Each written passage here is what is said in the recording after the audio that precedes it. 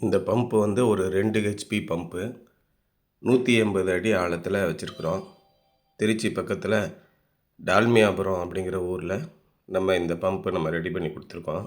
இங்கே வந்து இவங்க போரெல்லாம் போட்டு ஏற்கனவே மின்சார வசதியெல்லாம் ஏற்படுத்தி கமர்ஷியல் கரண்ட்டில் ஒரு 1.5 ஹெச்பி பம்பு போட்டு ஓட்டிக்கிட்டு இருந்தாங்க. கரண்ட்டு பில்லு வந்து தாறுமாறாக வரும். இப்போ இந்த மாதத்துலேருந்து 2000 கட்டினவங்க எல்லாம் 4000 பில்லு வந்திருக்குன்னு சொல்லிட்டு பயங்கரமான குழப்பம் ஏற்பட்டு போயிருக்கு. மின் கட்டணம் வந்து நமக்கு தெரியாத அளவுக்கு கூடியிருக்கு.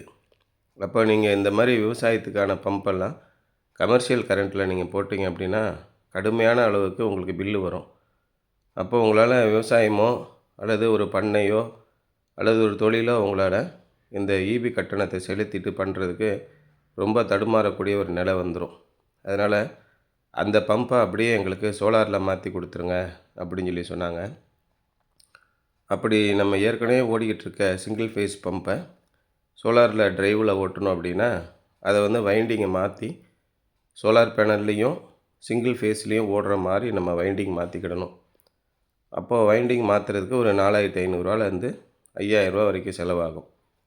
அந்த மாதிரி செலவாகிற நேரத்தில் புதுசாகவே ஒரு 2 ஹெச்பி பம்பு போட்டுடலாம் அப்படின்னு முடிவு பண்ணி அதில் இருக்கிற பைப்பு, வயரு, கயிறு எல்லாத்தையும் நம்ம மாற்ற வேண்டாம், அதை அப்படியே பயன்படுத்தலாம் அப்படின்னு சொல்லிவிட்டு அந்த பைப்பு, வயரு, கயிறு எல்லாத்தையும் பயன்படுத்திக்கிட்டு மோட்டாரு மட்டும் புதுசாக ஒரு 2 ஹெச்பி மோட்டாரு சோலார்லேயும் ஓடும், சிங்கிள் ஃபேஸ்லேயே எமர்ஜென்சினால் நீங்கள் ஓட்டிக்கலாம்.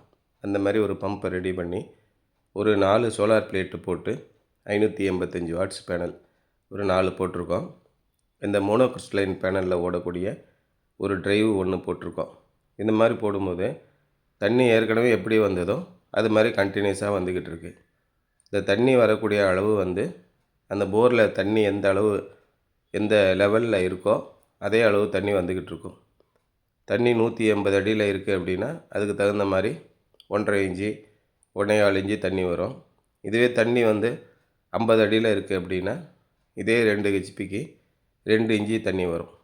அப்போது ஒரு மோட்டாரில் தண்ணி வருது அப்படின்னா இந்த போரில் இருக்கிற நீர் மட்டத்தை பொறுத்து தான் நமக்கு தண்ணி வரும். அதேமாதிரி வானத்தில் இருக்கிற வெயிலோட அளவு, நிறைய பேர் சூடான உடனே நிறைய தண்ணி வரும், குளிர்ந்த உடனே தண்ணி வராது அப்படின்னு நினைக்கிறாங்க. இந்த சோலார் பேனலுடைய தத்துவமே வெளிச்சம்தான். நல்ல பிரகாசமான வெளிச்சம் இருந்தால் அதிகமாக வரும். அதோட இந்த மோனோகிறிஸ்டலைன் பேனலு குளிர்ச்சியாக அதிகமாக பிரகாசம் இருந்துச்சுன்னா நல்லா ஒர்க் பண்ணுது. இந்த மாதிரி சோலார் பம்பு நீங்கள் போடும்போது எத்தனை ஹெச்பி போடணும், எத்தனை பேனல் போடணும், இதெல்லாம் முடிவெடுக்கிறதுக்கு முன்னாடி நம்முடைய தேவையை நீங்கள் தெரிஞ்சுக்கங்க. நமக்கு எவ்வளோ தண்ணி பாசனம் பண்ணணும், எவ்வளோ ஏக்கர் இருக்குது, என்ன விதமான பயிர்களை நம்ம சாகுபடி பண்ண போகிறோம், இதுதான் ரொம்ப முக்கியமாக. ஒரு ஏக்கர் இருக்குது, அதில் 80லேருந்து 90 தென்னை மரம் வைக்க போகிறோம் அப்படின்னா அதுக்கு சொட்டு நீர் பாசனம் போதும்.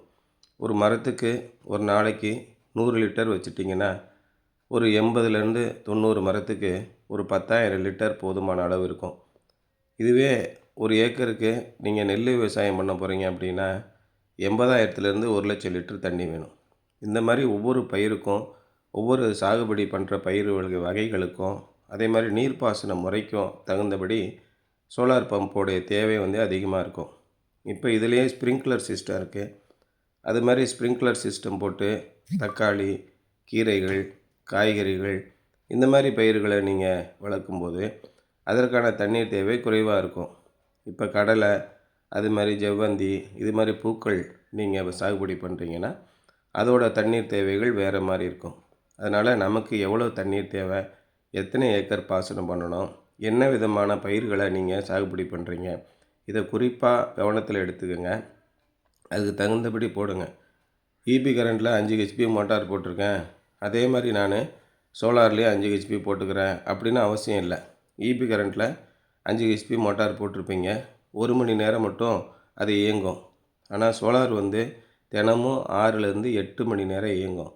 அதெல்லாம் கணக்கில் எடுத்துக்கிட்டு ஒரு நாளைக்கு தண்ணீர் இறைப்பு திறன் அதிகமாக இருக்கும்.